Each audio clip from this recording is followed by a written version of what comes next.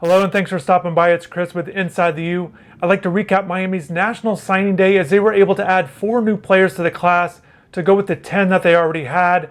I thought it was a good pickup. I think overall it's a pretty good class. It's going to end up in the top 15 once everything gets sorted out. Top 3 in the ACC, just behind North Carolina and Clemson.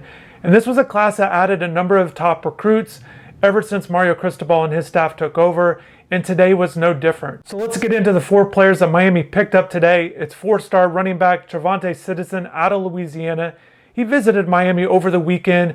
Miami felt good about it, but still Florida, LSU, and Auburn were in the mix. He made his decision today. I thought it was a big pickup. You can check out the other video where I go in detail of what Trevante's recruitment, what his commitment means to Miami moving forward, but certainly a big get today. One of these guys that's ranked in the top 110 in the country that Miami and Coach Cristobal was able to land ever since he took over. Another talented player that they were able to add. I thought that was good today. It might have surprised some, but again, if you guys have been following the channel, if you checked out my last video about him, you knew that there were positive momentum regarding Trevante heading into today. Other 3 players that Miami picked up is all on the offensive line and the defensive line, which have been big priorities for Coach Cristobal ever since he took over.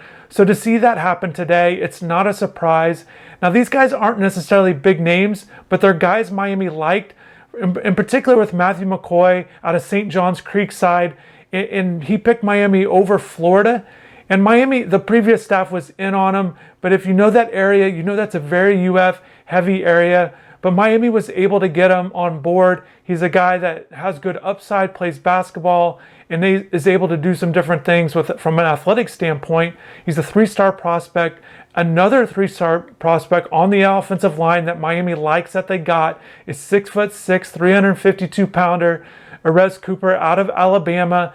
Again, not a guy that's highly regarded, but someone that the Miami staff really likes with his athleticism, thinks he has good upside as a guard, even though he's listed as a tackle on most media outlets. So Cooper and McCoy, Miami gets bigger up front. They get some athleticism there and also creating some depth. And we will see how things work out moving forward.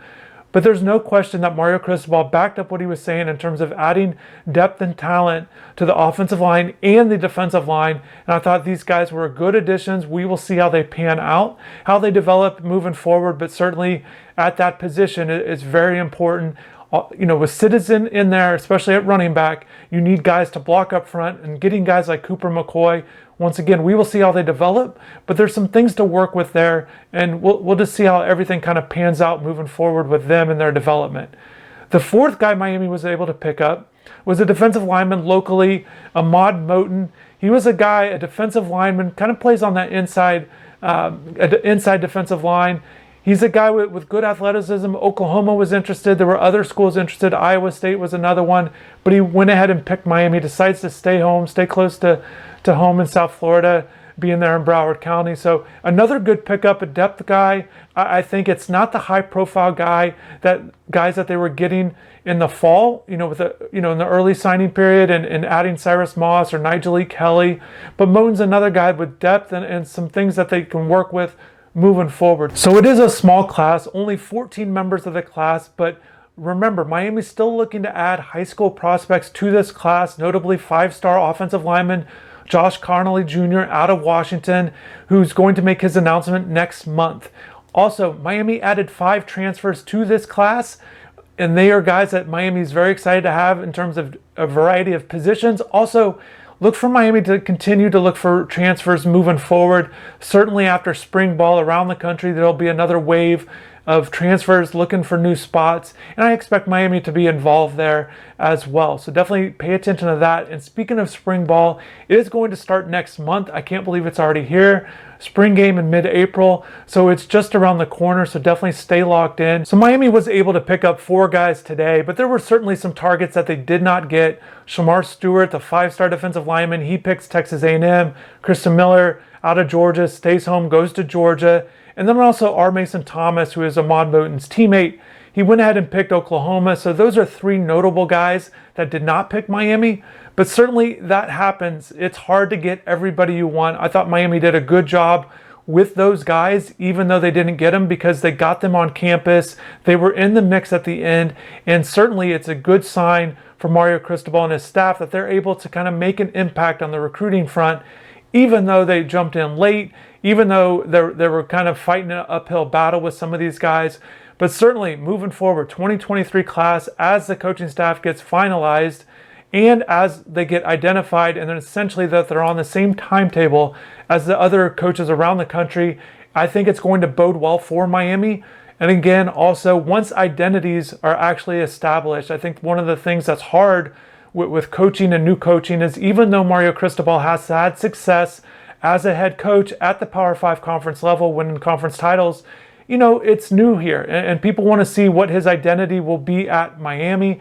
He can certainly say a lot of things about what's going to happen, but once coaches get on campus, once games actually happen, once actually results start happening, I think that's when things can really change in recruiting. And certainly after the season goes, I think Miami and his staff will be able to sell the recruits even a lot more than they're already looking to do in terms of a belief, having actual results. And certainly if Miami has a successful season, has one of those big years, if they compete for a title, an ACC title, then they have a shot at really doing well in recruiting. And certainly one of the things that's exciting about the upcoming class is the amount of talent in South Florida. It's really heavy. It's really exciting to see. So definitely stay locked in there. But overall, this class is not big, but Miami was able to get these top level guys. And with recruits and signing classes, I like the guys that provide depth, but I believe you win and lose with the top level guys. Those are the guys that essentially that you're looking forward to having to be impact players.